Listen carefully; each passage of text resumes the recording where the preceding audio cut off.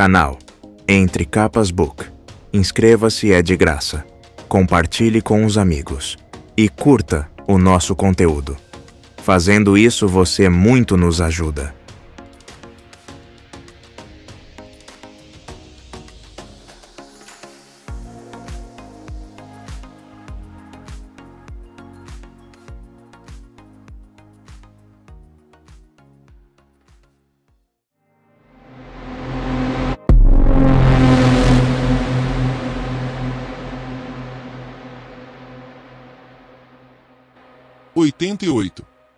O homem que era o dono dos ventos.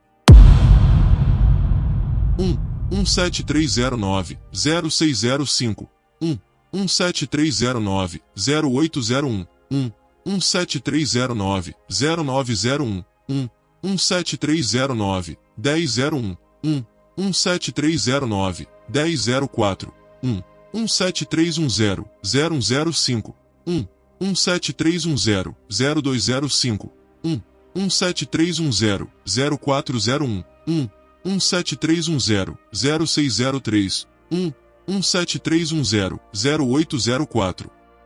Extraído do diagrama, trecho da parede norte, área do parapeito. Parágrafo 2. Parece ser uma sequência de datas, mas sua relevância ainda é desconhecida. Eles logo começaram a adentrar a torre. Não havia mais nada que pudessem fazer, embora as explorações de Adolin estivessem longe de terminar. A noite estava chegando, e a temperatura caía do lado de fora. Além disso, a grande tormenta que havia atingido as planícies quebradas devia estar espalhando sua fúria pelas terras, e por fim chegaria àquelas montanhas. Era necessário mais de um dia para uma grande tormenta cruzar o continente inteiro, e eles estavam provavelmente perto do centro, então ela devia estar se aproximando.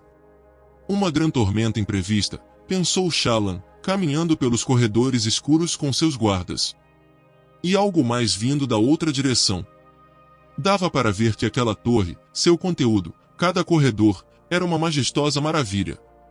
Seu cansaço ficava muito claro no fato de não querer desenhar nenhuma parte do local. Ela só queria dormir. A luz das esferas revelou algo estranho na parede à frente. Shallan franziu o senho, livrando-se da fadiga e andando até lá. Um pequeno pedaço de papel dobrado. Como um cartão. Ela olhou de volta para seus guardas, que pareciam igualmente confusos. Ela tirou o cartão da parede, ele havia sido grudado com um pouco de besolceira no verso. Dentro havia o símbolo triangular dos Sanguespectros. Abaixo dele, o nome de Shallan. Não o nome de Vel. O nome de Shallan.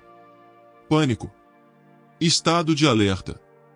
Em um instante, ela havia sugado a luz de sua lanterna, lançando o corredor nas trevas. Mas havia luz brilhando de uma porta próxima. Ela olhou fixamente para aquela luminosidade. Gás moveu-se para investigar, mas Shallan o deteve com um gesto. Fugir ou lutar? Fugir para onde? Hesitante, foi até a porta, novamente sinalizando para que seus guardas recuassem.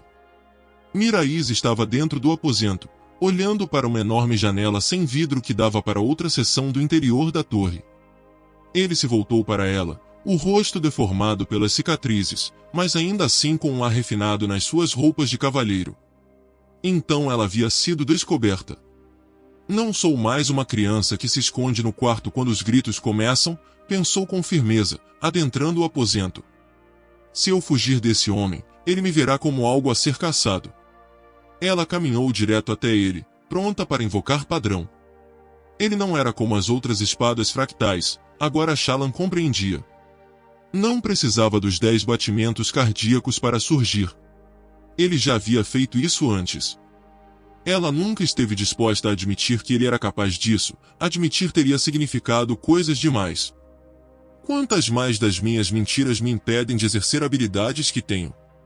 Mas ela precisava das mentiras. Precisava delas. Você me conduziu a uma caçada grandiosa, Vel, disse Miraís. Se suas habilidades não houvessem se manifestado durante o salvamento do exército, talvez eu nunca houvesse descoberto sua falsa identidade. Vel é a falsa identidade, Miraís, disse Shallan. Eu sou eu. Ele a inspecionou. Acho que não. Shallan o encarou, mas tremia por dentro. Você está em uma posição curiosa, disse Miraise. Vai esconder a verdadeira natureza dos seus poderes? Pude adivinhá-los, mas outros não serão tão doutos.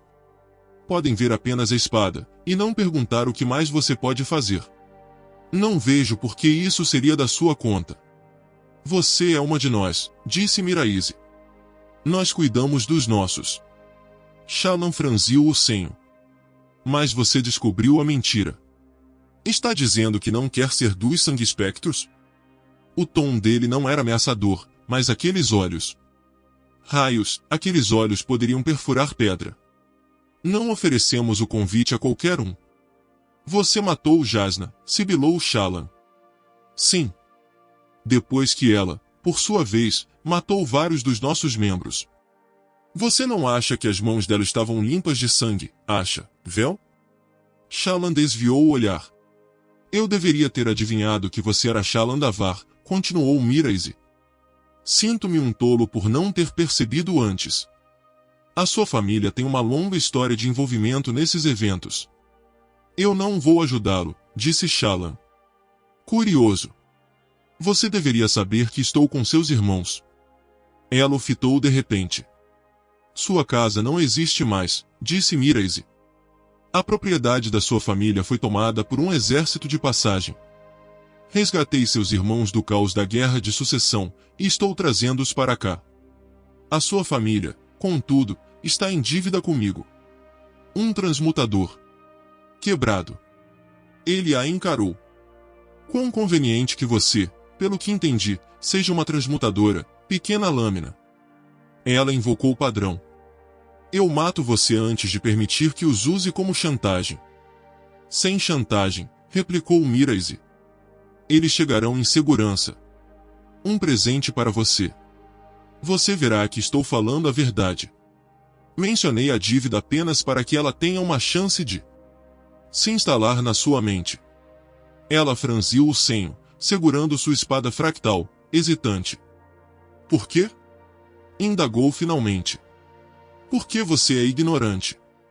Miraise se aproximou, a diferença de altura fazendo com que Shallan parecesse minúscula. Você não sabe quem somos. Não sabe o que estamos tentando fazer. Você não sabe muito de nada, Vel. Por que seu pai se juntou a nós? Por que o seu irmão buscou os rompe-céus? Fiz minhas pesquisas, sabe? Tenho respostas para lhe dar. Surpreendentemente, ele virou-lhe as costas e caminhou para a porta. Vou dar-lhe tempo para considerar a questão. Você parece achar que sua nova posição entre os radiantes faz com que não se adeque ao nosso grupo, mas penso de modo diferente, e minha babisque também. Deixe que Shallan Davar seja uma radiante, conformista e nobre. Que Vel nos visite. Ele parou junto à porta. E que ela encontre a verdade. Ele desapareceu no corredor. Shallan sentiu-se ainda mais exausta. Dispensou o padrão e se apoiou na parede. Claro que Miraise chegaria até ali, ele provavelmente esteve entre os exércitos. Chegar a Urithiru havia sido uma das principais metas dos Sangue Spectros. Apesar de sua determinação de não os ajudar, ela os transportou, junto com o exército, bem para onde queriam chegar. Os irmãos dela?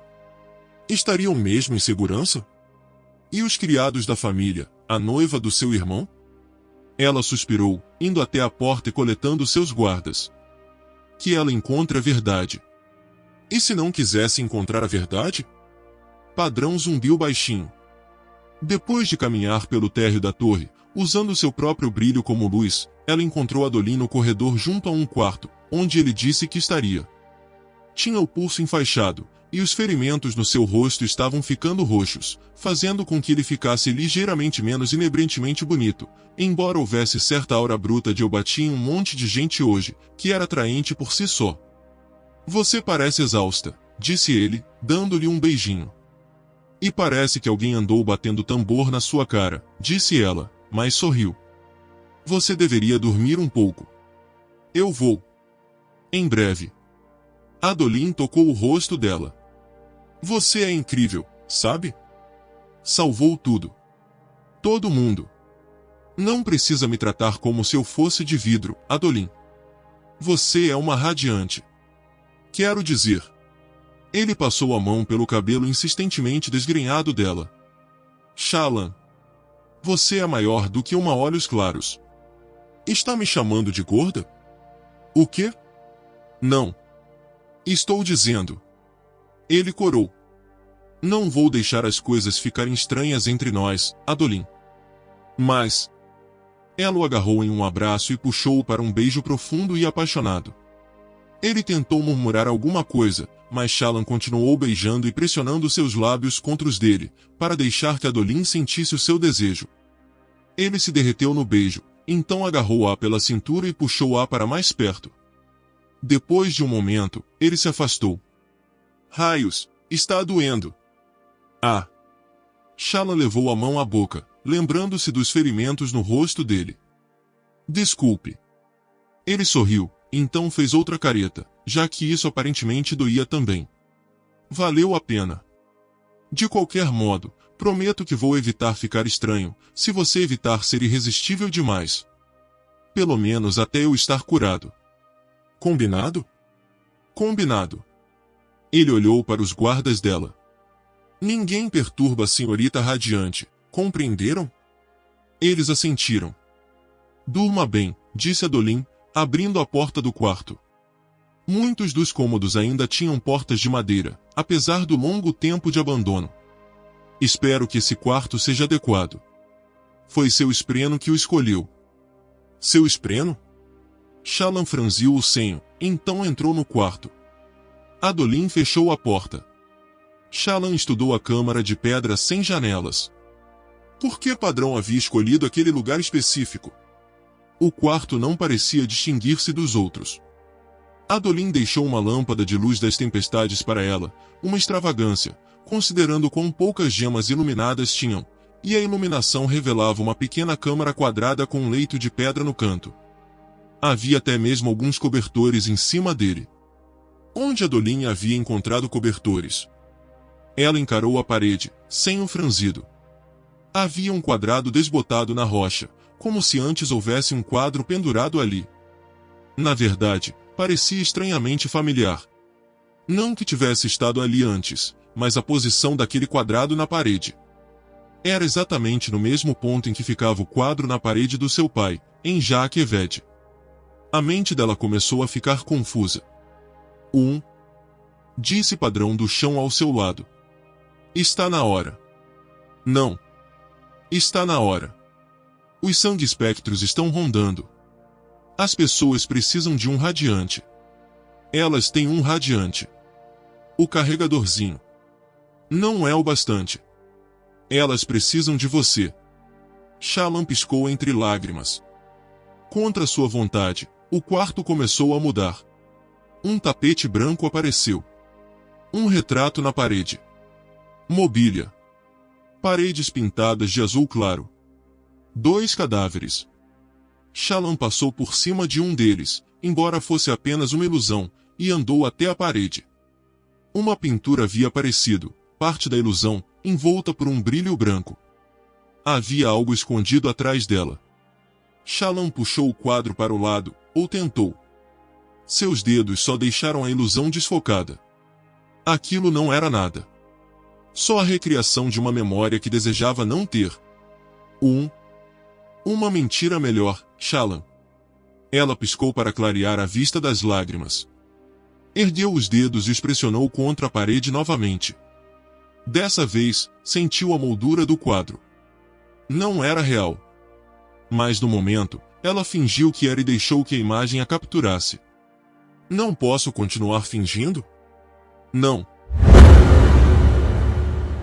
Ela estava lá, na sala do pai. Tremendo, puxou o quadro para o lado, revelando o cofre na parede atrás. Ela levantou a chave, então hesitou. A alma da minha mãe está aí dentro. Não. Não é a alma dela. A coisa que tomou a alma dela. Shallan destrancou o cofre, então abriu. Uma pequena espada fractal. Jogada no cofre apressadamente, a ponta perfurando o fundo, o cabo voltado para ela. Isso era você, sussurrou ela. Sim. O pai tomou você de mim, disse Shallan, e tentou escondê-lo aqui. Claro que foi inútil. Você desapareceu assim que ele fechou o cofre. Transformou-se em névoa. Ele não estava pensando direito. Nenhum de nós estava. Ela se virou. Tapete vermelho. Outrora branco. O amigo da sua mãe jazia no chão, o braço sangrando, embora a ferida não o houvesse matado. Shallan caminhou até o outro cadáver, com o rosto virado para o chão e trajando um lindo vestido azul e dourado. Cabelo ruivo desgrenhado, formando um padrão ao redor da cabeça. Shallan ajoelhou-se e virou o cadáver da sua mãe, confrontando um crânio com olhos queimados. Por que ela tentou me matar, padrão? Sussurrou Shallan. Começou quando ela descobriu minhas habilidades. Shallan relembrou. A chegada da mãe, com um amigo que ela não reconheceu, para confrontar seu pai. Os gritos da mãe, discutindo com o pai. A mãe chamando Shallan de um deles. Seu pai interferindo. O amigo da mãe com uma faca, os dois lutando, o amigo tendo o braço cortado. Sangue derramado no tapete.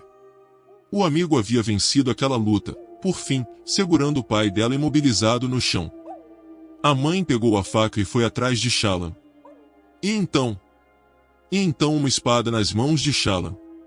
Ele deixou todo mundo acreditar que ele a matou, sussurrou Shallan. Que ele assassinou a esposa e seu amante em um ataque de raiva, quando fui eu que realmente os matou. Ele mentiu para me proteger. Eu sei. Esse segredo destruiu toda a nossa família. Eu sei. Eu odeio você, sussurrou ela, fitando os olhos mortos da mãe. Eu sei. Padrão zumbiu baixinho. Uma hora você vai me matar, e terá sua vingança. Eu não quero vingança. Quero minha família. Shallan se abraçou e baixou a cabeça, soluçando enquanto a ilusão sangrava fumaça branca e então desaparecia, deixando-a em um quarto vazio.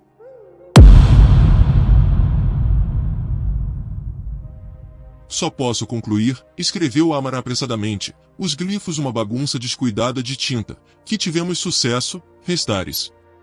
Os relatos do exército de Dalinar indicam que os esvaziadores não só foram identificados, como combatidos. Eles aparentemente desencadearam uma nova tempestade neste mundo. Ele levantou os olhos do bloco de notas e olhou pela janela. Sua carruagem sacolejava pela estrada do acampamento de guerra de Dalinar. Todos os soldados do homem haviam partido, e os guardas restantes tinham saído para organizar o êxodo. Mesmo com sua reputação, Amaran foi capaz de entrar facilmente no acampamento. Ele se voltou de novo para o papel. Não estou feliz com o sucesso. Vidas serão perdidas. Esse sempre foi nosso fardo como filhos da honra. Para trazer de volta os arautos, para recuperar o domínio da igreja, temos que colocar o mundo em uma crise. Essa crise começou, uma crise terrível. Os arautos vão voltar. Como poderiam não retornar, com os problemas que agora encaramos? Mas muitos vão morrer. Muitíssimos. Que Nalan permita que a perda tenha valor. De todo modo, terei mais informações em breve. Na próxima vez que escrever, espero estar em Uritiru. A carruagem parou e Amara abriu a porta. Ele entregou a carta para a condutora da carruagem, Pamar, que a pegou e começou a procurar na bolsa telepena para enviar a comunicação a Restares. Ele até faria isso pessoalmente, mas não era possível usar uma telepena em movimento. Ela destruiria os papéis quando acabasse. Amara lançou um olhar para os baús na traseira da carruagem. Continuam uma carga preciosa, incluindo todos os seus mapas, notas e teorias. Deveria ter deixado tudo aquilo com seus soldados? Trazer a força de 50 homens para o acampamento de Dalinar certamente teria chamado atenção, mesmo com todo o caos ali, então ele ordenara que o encontrassem nas planícies. Precisava continuar avançando. Ele se afastou da carruagem, escondendo o rosto sob o capuz do manto. O terreno do complexo de templos de Dalinar estava ainda mais agitado do que a maioria dos acampamentos de guerra, já que muitas pessoas procuravam os fervorosos naquele momento de tensão. Ele passou por uma mãe pedindo que um fervoroso queimasse uma oração pelo marido, que lutava no exército de Dalinar. O fervoroso não parava de repetir que ela devia pegar suas coisas e juntar-se às caravanas para as planícies. Estava acontecendo. Estava mesmo acontecendo. Os filhos da honra haviam, finalmente, alcançado seu objetivo. Gavilar ficaria orgulhoso. Amara apertou o passo, virando-se quando outra fervorosa se aproximou para perguntar se ele precisava de alguma coisa. Antes que ela pudesse olhar sob seu capuz e reconhecê-lo, contudo, teve a atenção atraída por um par de jovens assustados que reclamavam que seu pai estava velho demais para fazer a viagem, e imploravam que os fervorosos ajudassem a carregá-lo de algum modo. Amaran chegou à esquina do edifício do monastério onde mantinham os loucos e deu a volta pelos fundos, fora de vista, até os limites do acampamento. Olhou ao redor, então invocou sua espada. Alguns cortes rápidos já. O que era aquilo? Ele se virou, certo de que viu alguém se aproximar. Mas não era nada. Sombras pregando peças nele. Cortou a parede e então cuidadosamente abriu o orifício que fez. O grandioso Talenelat Elim, arauto da guerra, em pessoa, estava sentado no quarto escuro, na mesma postura de antes. Empoleirado na ponta da cama, curvado para frente, a cabeça baixa. Por que eles mantêm você nessa escuridão? Disse Amaran, dispensando sua espada. Nem o mais baixo dos homens merece isso, quanto mais alguém como o senhor. Vou conversar com Dalinar sobre a maneira como os loucos são. Não conversaria. Dalinar o considerava um assassino. Amaran respirou profunda e longamente. Trazer os arautos de volta cobraria seu preço, mas, por Gezerezé, a perda da amizade de Dalinar havia sido um custo muito alto. Quis que a misericórdia não houvesse detido sua mão, meses atrás, quando poderia ter executado aquele lanceiro. Ele se apressou em chegar junto do arauto. Grande príncipe, sussurrou Amaran. Precisamos ir. Talenelat não se moveu. Estava sussurrando de novo, contudo. As mesmas coisas de antes. Amara não pôde deixar de se lembrar da última vez que visitou aquele lugar, na companhia de alguém que o fez bancar um dos 10 tolos. Quem imaginaria que Dalinar iria se tornar tão astuto na velhice? O tempo mudou a ambos. Por favor, grande príncipe, disse Amaran, pondo o arauto de pé com certa dificuldade. O homem era enorme, da altura de Amaran, mas com a constituição de uma muralha. A pele marrom escuro surpreendeu na primeira vez em que viu o homem. Amaran havia, de modo um tanto tolo, esperado que todos os arautos parecessem aletianos. Os olhos escuros do arauto eram, naturalmente, algum tipo de disfarce. A desolação. Sussurrou Talenelat. Sim. Ela está vindo. E, com ela, seu retorno à glória. Amaran começou a conduzir o arauto para a abertura na parede. Precisamos levá-lo para... A mão do arauto se moveu como um raio diante dele. Amaran se assustou, parando ao ver algo nos dedos do arauto. Um pequeno dardo, com a ponta pingando algum líquido transparente. Amaran fitou a abertura, que despejava luz solar no cômodo. Uma pequena figura lá fora emitiu um som de sopro, uma zarabatana nos lábios sob uma meia máscara que lhe cobria a parte superior do rosto. A outra mão do arauto disparou, rápida como um piscar de olhos, e agarrou o dardo no ar a centímetros do rosto de Amaran. Os sangue-espectros. Eles não estavam tentando matar o arauto. Estavam tentando matar Amaran. Ele gritou e estendeu a mão para o lado, invocando sua espada. Lento demais. A figura olhou dele para o arauto, então fugiu, praguejando baixinho. Amaran foi atrás dela, saltando sobre os destroços da parede e rompendo para a luz, mas a figura se movia rápido demais.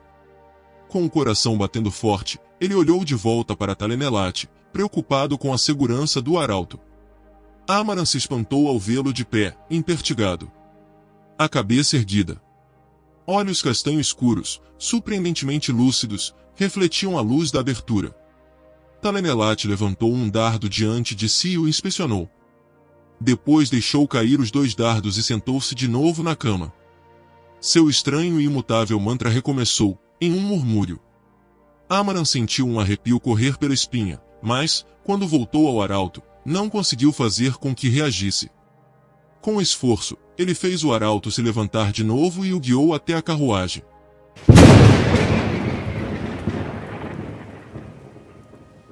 Suzette abriu os olhos. E imediatamente fechou-os novamente, bem apertado. Não. Eu morri. Eu morri. Sentiu a pedra sob o corpo. Blasfêmia. Ouviu água pingando e sentiu o sol no rosto. Por que não estou morto? Sussurrou. Eu desfiz meu laço com a espada fractal. Caí na tempestade sem projeções. Por que não morri? Você morreu. Suzette abriu os olhos novamente. Estava deitada em uma área rochosa, as roupas molhadas e esfarrapadas.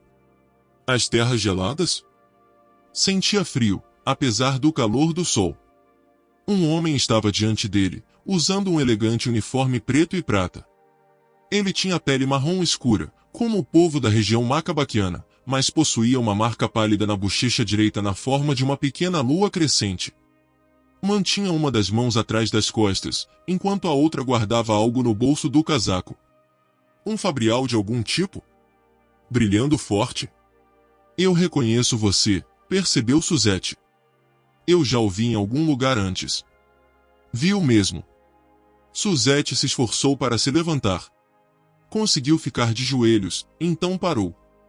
Como? Perguntou ele. Esperei até você despencar no chão, disse o homem. Até que você estivesse quebrado e destroçado, sua alma cortada, morto com certeza. Então, eu o restaurei. Impossível. Não, se for feito antes de o cérebro morrer. Assim como um homem afogado pode ser trazido de volta à vida com os cuidados apropriados, você pode ser restaurado com a manipulação de fluxos correta. Se eu houvesse esperado mais alguns segundos, naturalmente, teria sido tarde demais. Mas você com certeza sabe disso. 2 das espadas guardadas pelo seu povo permitem regeneração. Suspeito que já tenha visto os recém-mortos restaurados à vida. Ele falava calmamente, sem emoção. Quem é você? Perguntou Suzette. Você passou todo esse tempo obedecendo os preceitos do seu povo e da sua religião, mas não reconhece um dos seus deuses?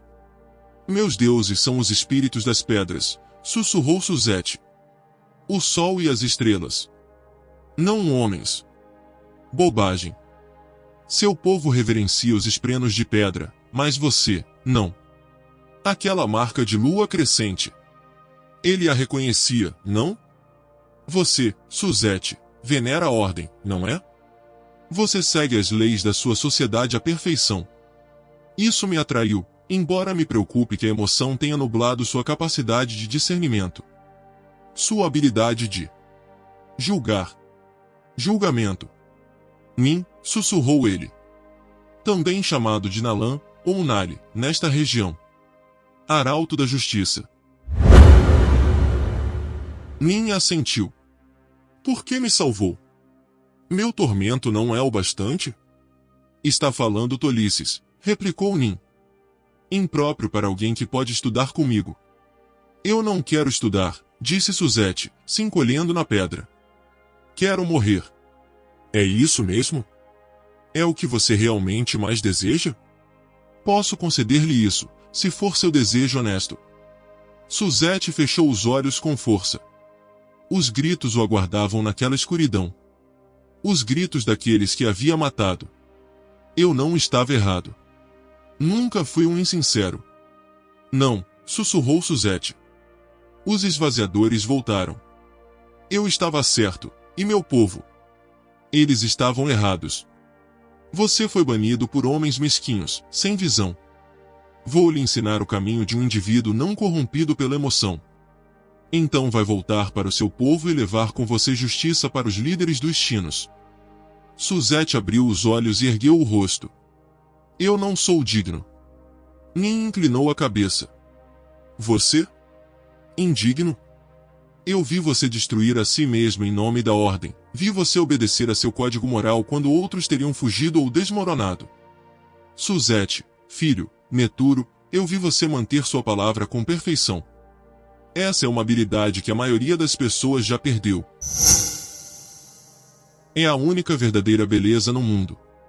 Duvido que já tenha encontrado um homem mais digno dos rompe-céus do que você. Os rompe-céus? Mas aquela era uma ordem dos Cavaleiros Radiantes. Eu destruí a mim mesmo, sussurrou Suzette. É verdade, e você morreu. Seu laço com sua espada foi cortado, todas as ligações, tanto espirituais quanto físicas, foram desfeitas. Você renasceu. Venha comigo. Está na hora de visitar seu povo. Seu treinamento começa imediatamente. Nin começou a se afastar, revelando que a coisa que levava atrás das costas era uma espada na bainha. Você renasceu. Poderia ele?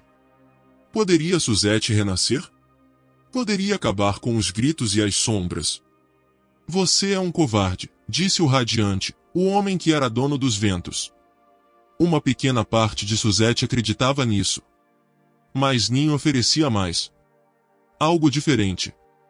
Ainda ajoelhado, Suzette olhou para o homem. Você tem razão. Meu povo tem as outras espadas de honra, e mantiveram-nas seguras durante milênios. Se pretendo voltar para julgá-los, vou encarar inimigos com espadas e com poder. Isso não é problema, disse Nin, olhando para trás. Eu trouxe outra espada fractal para você. Uma que combina perfeitamente com sua tarefa e temperamento. Ele jogou sua grande espada no chão e ela deslizou pela pedra e parou diante de Suzette. Ele nunca tinha visto uma espada com uma bainha de metal. E quem embainhava uma espada fractal? E a espada em si? Ela era preta? Uns 2 centímetros haviam emergido da bainha enquanto ela deslizava pelas pedras. Suzette jurava que podia ver uma pequena trilha de fumaça preta emanando do metal. Como luz das tempestades, só que escura. Olá, disse uma voz alegre na sua mente. Gostaria de destruir algum mal hoje?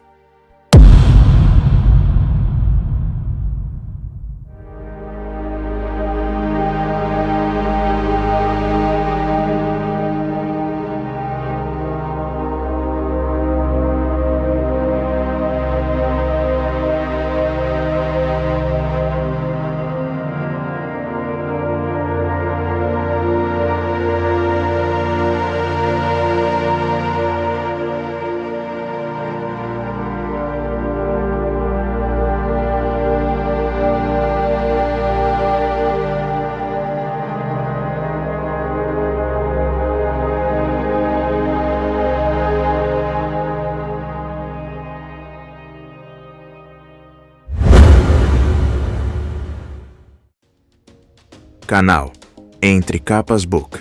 Inscreva-se, é de graça. Compartilhe com os amigos. E curta o nosso conteúdo. Fazendo isso você muito nos ajuda.